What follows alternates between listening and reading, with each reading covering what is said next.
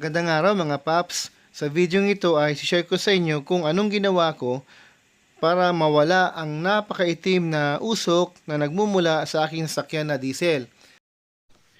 Ito nga pala ang sasakyan na ito mga paps ay 2017 Mitsubishi Adventure. Kasi mga paps, nung mga nakaraang buwan ay palagi ako napapara tuwing dadaan ako sa Pasay.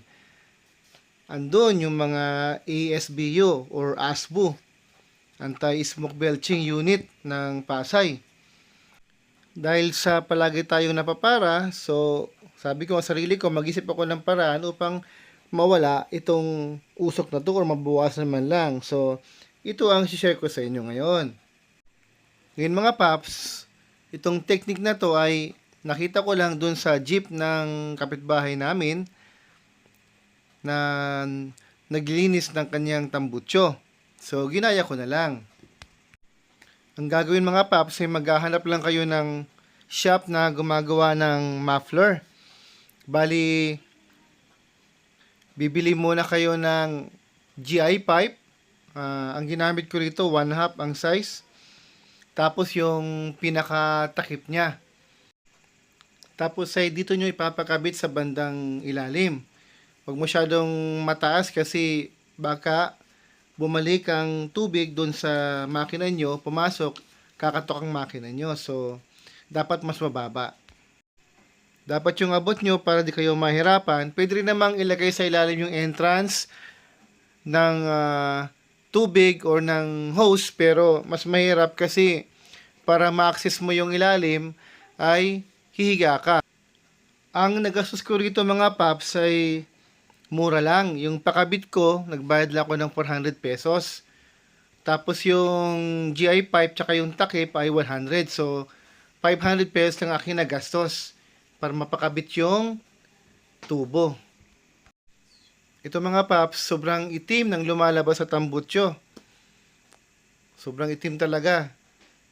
Ngayon mga paps ay ano pa lang to, initial. Parang babasahin lang muna natin, babawasan ng carbon, tas mamaya ay ibababad natin sa sabon o kaya kahit na joy kasi yung gagamitin natin mamaya.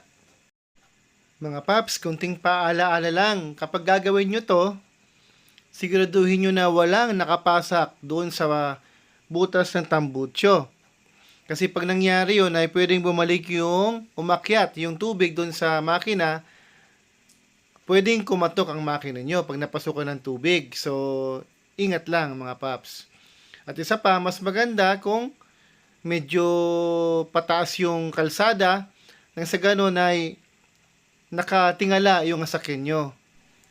Ngayon mga paps, kapag medyo malino na yung lumalabas tambutso nyo, ay patay nyo na yung tubig sa gripo, tapos ilagay nyo na yung sabon at babaran nyo muna.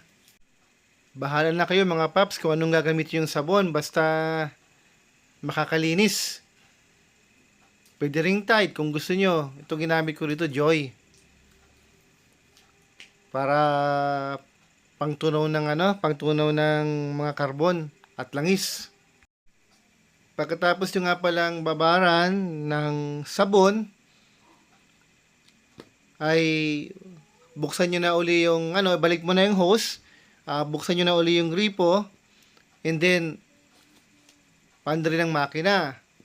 At pagkatapos nun ay medyo i-rev nyo ng kaunti. Nang sa ganun ay talsik lahat ng dumi. Tulad niyan, ginagawang ganyan. Para malinis na malinis. Tsaka parang gagaan kasi yung magaganda yung hatak ng sasakyan pag malinis yung dinadaanan ng hangin, ng exhaust. Yan po, antayin nyo lang pong luminaw.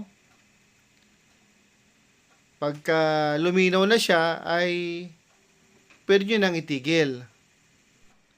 Siya nga pala mga paps, pag gagawin nyo to, paglilinis ng tambutso, dapat dun kayo sa, kung maaari ay sa kanal. Kasi, kapag sa kalsada, mangingitim po yung kalsada, mapapagalitan tayo ng mga kapitbahay. O kaya naman, mga paps, dun sa car wash. Kung may papayag na car wash na maglinis ng tambutso, doon nyo na lang po gawin. At least di tayo makaka-perwisyo ng ng kapitbahay. Di magalit sa atin. Ayan mga paps, sobrang linaw na. Ayan po, malinaw na yung lumalabas sa tubig kahit na nire-rev ay walang gaanong lumalabas na usok. Mga paps, hanggang dito na lang po ang ating video. Maraming salamat po sa panonood at sana po ay may natutunan po kayo sa video na ito. Mga paps, pa-subscribe naman, like and share para po pagka meron tayong bagong videos ay updated po tayo. Sa muli po, maraming salamat po sa panonood. Hanggang dito na lang po ang ating video.